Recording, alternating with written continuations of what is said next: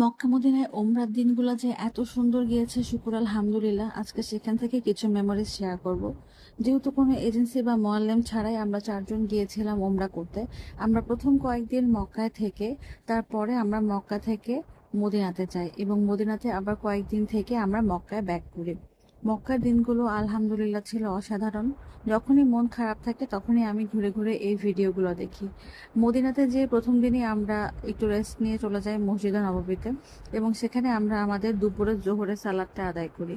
মসজিদে নববীর অনেকগুলো গেট আছে এবং এখন মেয়েদের জন্য আলাদা করে ঢোকার জায়গাও করে দেওয়া হয়েছে এবং সেগুলো আপনারা ওখানে যেয়ে খুব ইজিলি গেটওয়েটা পেয়ে যাবেন। মসজিদে নববীতে যতবার যতক্ষণ থাকবেন অতক্ষণ আপনার মনের মধ্যে একটা অন্যরকম শান্তি বিরাজ করবে। এই শান্তি কেমন শান্তি, এটা কাউকে বলে কখনো বোঝানোই সম্ভব না। মদিনার এই দিনগুলো আমি একদম ভুলতে পারি না। অসাধারণ, মানে মনের যে একটা প্রশান্তি, এটা আসলে কাউকে বলে বোঝানো সম্ভব না।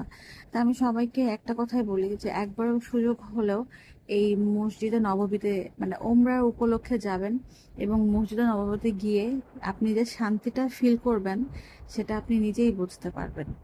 কিভাবে বানানো এই সুন্দর এই মসজিদটা, আমি বারবার ঘুরে ঘুরে শুধু এই মসজিদ আর এই মসজিদের আনাচে কানাচে সবগুলো জায়গা ঘুরে ঘুরে দেখেছি। চেষ্টা করেছি প্রত্যেকটা জায়গায় সালাত আদায় করার।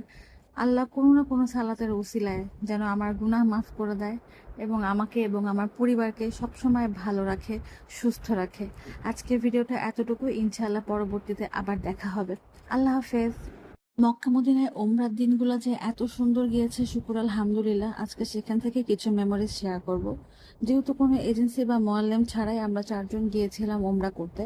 আমরা প্রথম কয়েকদিন মক্কায় থেকে তারপরে আমরা মক্কা থেকে মদিনাতে যাই এবং মদিনাতে আবার কয়েকদিন থেকে আমরা মক্কায় ব্যাক করি।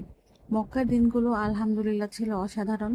যখনই মন খারাপ থাকে তখনই আমি ঘুরে ঘুরে এই ভিডিওগুলো দেখি।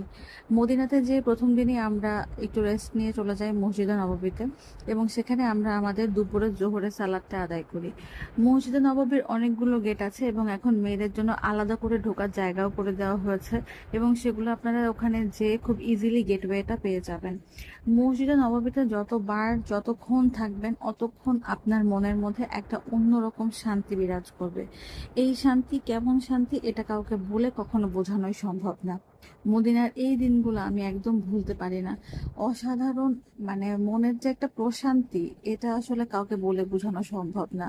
তা আমি সবাইকে একটা কথাই বলি যে একবারও সুযোগ হলেও এই মসজিদে নববীতে মানে ওমরার উপলক্ষে যাবেন এবং মসজিদে নববীতে গিয়ে আপনি যে শান্তিটা ফিল করবেন সেটা আপনি নিজেই বুঝতে